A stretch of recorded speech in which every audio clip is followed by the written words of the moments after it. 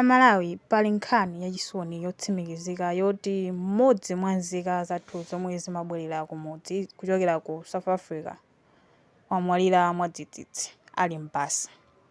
Kodi mwayitsatira imene? Ngati simunayitsatire takhala pomwepo kuti muyitsatire. Koma mukutero tapangani subscribe kuti nkhani ngati zikupezani pafupipafupi. Pamene abale athu akuthawa nkhanza zosiyanasiyana zimene akumana nazo ku South Africa amabwerera kuno kumudzi. Mmodzi mwa anthu amenewa wamwalira m'basi. Ndipo izi zachitika basi itangonyamuka kumene ku msasa wa Musina pafupi ndi malire a Beitbridge pakatikati pa South Africa ndi Zimbabwe. Munthuyo ndizakuti anakomoka ndikufa atadandaula kuti sakumva bwino mthupi. Ndipo driver wa basiyo anabwerera ku msasa wa Musina komwe apolisi komanso boma la South Africa linayesetsa kufufuza chimene chapangisa kuti munthuyo mpakana amwalire. Ndipo atamaliza kufufuzako apolisiwo anapereka uthenga wachisoni ku dziko la Malawi komanso ku banja lomwe laferedwa.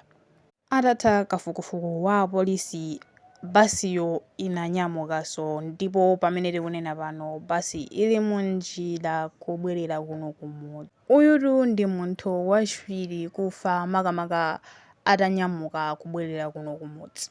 Sabata yatha mzimayi wina anamwalira atangotsala pang'ono kufika kuno kumudzi. Makamaka atangolowa kumene pa boda ya Mwanza. Ndipo abungwe la Dodma anayesetsa kuti apereke chitetezo ku msasa umene amalawiwa akufikirako, msasa otchedwa Joyce Chitsulo Stadium. Ndiponso iwowa anapereka ndondomeko zimene amagwiritsa ntchito kuti afufuze chenicheni chimene chapangisa kuti munthuyo amwalire. Mizimu ya abale athu amene atisiya ali munjira kubwerera kuno kumudzi izipitiriza kuusa mumtendere.